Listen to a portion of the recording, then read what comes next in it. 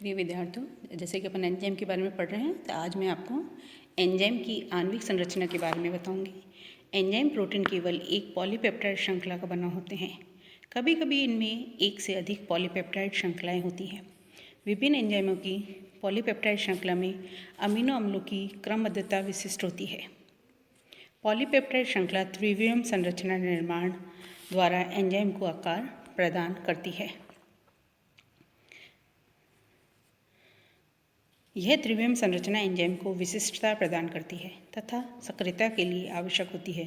Enzyme की त्रिविम संरचना समाप्त होने पर यह निष्क्रिय हो जाती है, अर्थात यह निष्क्रिय हो जाता है। उदाहरण, एंजाइम राइबोन्यूक्लियस में पॉलीपेप्टाइड श्रृंखला 4 डाइसल्फाइड बंधों द्वारा संघन रूप से बंधी रहती है।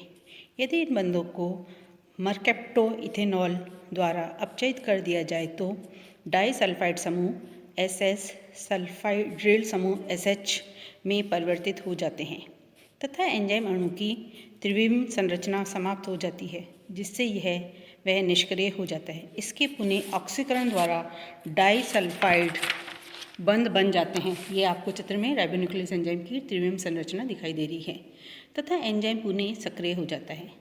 एंजाइम अणु क्रियाधार अणु की अपेक्षा आकार में काफ़ी बड़े होते हैं।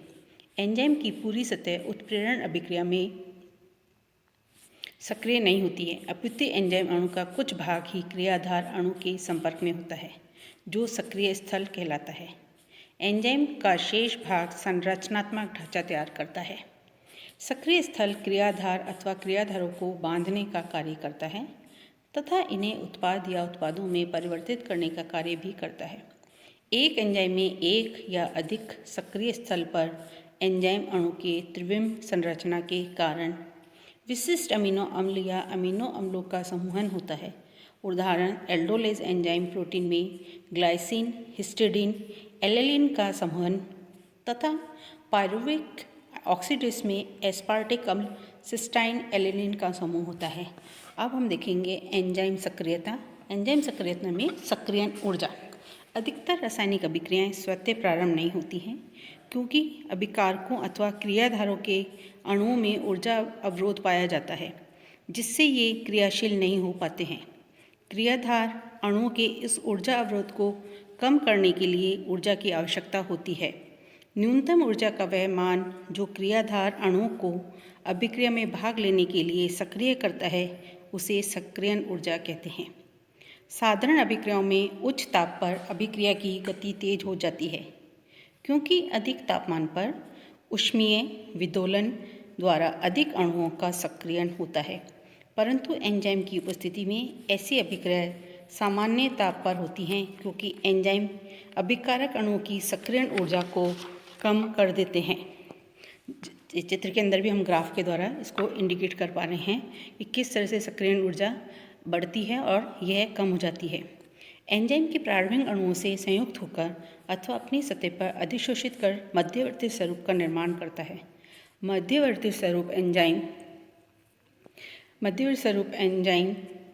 सह मिश्रण निर्माण के लिए कम ऊर्जा की आवश्यकता होती है, क्योंकि एंजाइम क्रियाधार द्वारा आवश्यक सक्रियक ऊर्जा को कम कर देते हैं। इस प्रकार एंजाइम अस्थायी मध्यवर्ती सम्मिश्रण के निर्माण की दर को तथा अभिक्रिया दर को बढ़ा देते हैं, क्योंकि सक्रियक ऊर्जा कमी अभिक्रिया की दोनों दिशाओं के लिए होती है। अतः एंजाइम अभिक्रिया की गति को उस हद तक तेज करता है कि साम्यावस्था स्थापित हो जाए। सक्रियण ऊर्जा अभिक्रिया की दर के व्युत्क्रमानुपाती होती है, अर्थात सक्रियण ऊर्जा का मान कम होने पर एंजाइम की क्रिया बढ़ जाती है। उदाहरण, सुक्रोज के जल अपघटन के लिए 3200 कैलोरी पर मोल सक्रियण ऊर्जा की आवश्यकता होती है, परंतु इन्वेटेज एंजाइम की उपस्थिति में इनका मान केवल 94 कैलोरी पर मोल होता है। इसी प्रकार हाइड्रोजन परऑक्साइड के विघटन के लिए 18,000 कैलोरी पर मोल सक्रियण ऊर्जा की आवश्यकता होती है, परंतु कैटेलेज एंजाइम की उपस्थिति में केवल 64,000 कैलोरी पर मोल सक्रियण ऊर्जा की आवश्यकता होती है। परंतु कैटेलेज एंजाइम की उपस्थिति में केवल 6400 कैलोरी पर मोल ऊर्जा की आवश्यकता होती है। अब हम एंजाइम की क्रियाविधि के बारे में विस्तृत अध्ययन करेंगे कि एंजाइम किस तरह से कार्य करते हैं। एंजाइम अपनी सतह पर अभिकारक अणुओं को अधिशोषित कर रासायनिक अभिक्रिया कराते हैं। जिसे संपर्क उत्तेरण कॉन्टैक्ट कैटालिसिस कहते हैं। एंजाइम क्रिया की क्रियाविधि के संबंध में दो सिद्धांत प्रस्तुत किए गए हैं। पहला है ताला व चाबी सिद्धांत, लॉक एंड की थ्योरी। दूसरा है अनुरूप प्रेरण सिद्धांत। तो फर्स्ट हम ताला व चाबी सिद्धांत के बारे में विस्तृत अध्ययन करेंगे। यह सिद्धांत एमिल फिशर ने 1894 में प्रस्तुत किया था। फील्ड्स व वुड्स ने इसका ताला व चाबी सिद्धांत का विस्तृत अध्ययन किया था। इस मत के अनुसार एंजाइम तथा क्रियाधार आकार में पूरक संबंध होता है। प्रत्येक एंजाइम अणु पर एक या अधिक विशिष्ट बिंदु होते हैं जिन्हें सक्रिय स्थल या सक्रिय बिंदु कहते हैं।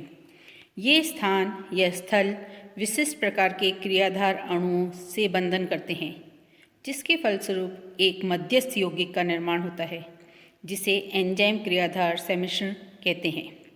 इस सम्मिश्रण में क्रियाधार अणु में रासायनिक परिवर्तन होते हैं, जिससे क्रियाधार का उत्पाद में परिवर्तन हो जाता है, जिसके फलस्वरूप अब यह एंजाइम उत्पाद सम्मिश्रण कहलाता है। अभिक्रिया के अंत में एंजाइम व उत्पाद मुक्त हो जाते हैं तथा एंजाइम क्रियाधार के दूसरे अणु से संयुक्त हो जाता है। जैसे कि इक्वेशन के द्वारा हम देख रहे हैं कि एंजाइम और सबस्ट्रेट क्रियाधार और एंजाइम जो है क्रिया करके सबसे पहले एंजाइम सबस्ट्रेट कॉम्प्लेक्स बनाते हैं।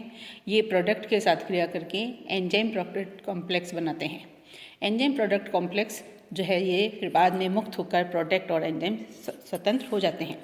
इस सिद्धांत के अनुसार एंजाइम व क्रियाधार के बीच ताले व चाबी के समान संबंध होता है। जिस प्रकार एक विशेष चाबी से ही विशेष ताला खोला जाता है, उसी प्रकार एक विशेष क्रियाधार पर विशेष एंजाइम सक्रिय होता है। एंजाइम के सक्रिय स्थलों की तुलना ताले के खाचित भाग से की जा सकती है,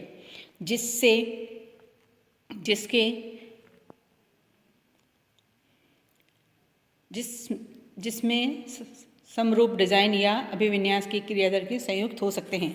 अब ताला व चाबी अभिक्रिया के पक्ष में प्रमाण। इसके पक्ष में विभिन्न प्रमाण दिए गए हैं। पहला, इस सिद्धांत से प्रमाणित होता है कि एंजाइम की अल्प मात्रा क्रियाधार की बड़ी सांद्रता को उत्प्रेरित कर सकती है। दूसरा प्रमाण, एंजाइम की मात्रा बढ़ाकर अभिक्रिया को तेज किया जा सकता है। तीसरा प्रमाण, यह स्पष्ट करती है कि अभिक्रिया के अंत में एंजाइम अपरिवर्तित रहता है, जो दूसरे क्रियाधार से संयुक्त होने के लिए स्वतंत्र होता है। चौथा, बाधक या समंदक इनहिबिटर्स की उपस्थिति में अभिक्रिया की दर कम हो सकती है, क्योंकि ये एंजाइम के सक्रिय स्थल को बाधित कर क्रियाधार के समान संरचना होने पर एंजाइम समंदक सम्मिश्रण बना देते हैं, जिससे सक्रिय स्थल क्रियाधार के लिए उपलब्ध नहीं रहता है तथा वास्तविक अभिक्रिया रुक जाती है। अब इस पक्ष में ताला चाबी सिद्धांत के पक्ष में इसके आक्षेप भी आए कि यह क्यों नहीं सक्सेस हुआ। एंजाइम प्रोटीन के यौगिक हैं, अतः अभिक्रिया के समय अपनी वास्तविक आकृति में नहीं रह पाते, अपितु इनके संरचनात्मक विन्यास में परिवर्तन होता है, जिससे सक्रिय स्थल की आकृति बदल जाती है। ऐसी स्थिति में ताला चाबी सिद्धांत कार्य नहीं कर सकता है। अब हम सेकंड देखेंगे, अनुरूप प्रेरण सिद्धांत या इंड्यूस्ड फिट थ्योरी। यह सिद्धांत कॉसलैंड ने 1959 में प्रस्तुत किया। इस मत के अनुसार प्रोटीन के क्रियास्थलों में अभिक्रिया के दौरान सूक्ष्म ज्यामितीय परिवर्तन कॉन्फ़िगरेशनल चेंजेस होता है। कॉसलैंड के अनुसार एंजाइम के सक्रिय स्थल पर दो समूह उपस्थित होते हैं, जिन्हें अवलंबन समूह तथा उत्प्रेरक समूह कहते हैं। अवलंबन समूह क्रियाधार को आधार प्रदान करते हैं, जबकि उत्प्रेरक समूह अभिकारक के उत्पाद में परिवर्तन करने का कार्य करते हैं। ये दोनों समूह पास पास रहते हैं। जैसे इस चित्र के अंदर अपन देख रहे हैं कि एक रिएक्टेंट एक्टिवेट एंजाइम जो है ये एंजाइम रिएक्टेंट कॉम्प्लेक्स का निर्माण करते हैं। क्रियाधार एंजाइम के अवलंबन स्थल पर स्थित हो जाता है तथा एंजाइम क्रियाधार सम्मिश्रण का निर्माण करता है। एंजाइम के विन्यास में इस प्रकार परिवर्तन होता है कि उत्प्रेरक स्थल क्रियाधार के जिस बंध को तोड़ना होता है उसके सामने या निकट आ जाता है तथा बंध तोड़ देता है, जिससे क्रियाधार उत्पाद में परिवर्तित हो जाता है। एंजाइम उत्पाद सम्मिश्रण में व्युत्क्रमणीय परिवर्तन रिवर्सिबल चेंजेस होता है, जिससे उत्पाद मुक्त हो जाता है। अब अनुरूप प्रेरण सिद्धांत के पक्ष में निम्न प्रमाण दिए गए। पहला, अभिक्रिया के अंत में एंजाइम अपरिवर्तित रहता है तथा पुनः दूसरे क्रियाधार अणु से क्रिया करने के लिए स्वतंत्र रहता है, जिससे प्रमाणित होता है कि एंजाइम की अल्प मात्रा क्रियाधार की बड़ी मात्रा को उत्प्रेरित कर सकती है। दूसरा, विभिन्न तकनीकों जैसे x ray diffraction and optical rotation techniques द्वारा यह प्रमाणित किया जा चुका है कि एंजाइम क्रियाधार सम्मिश्रण बनते समय एंजाइम की सक्रिय स्थल पर विन्यास परिवर्तन होता है। तीसरा, इस सिद्धांत द्वारा यह प्रमाणित होता है कि संबंधक एंजाइम द्वारा उत्पाद में परिवर्तन नहीं हो सकता है, क्योंकि यह आलंबक स्थल पर स्थिर हो जाता है परंतु पूर्ण रूप से फिट नहीं हो पाता है, जिससे एंजाइम में विन्यासित परिवर्तन नहीं हो पाता है। विन्यास परिवर्तन के अभाव में उत्प्रेरक स्थल संबंधक से दूर रहता है, इसलिए अभिक्रिया नहीं हो पाती है।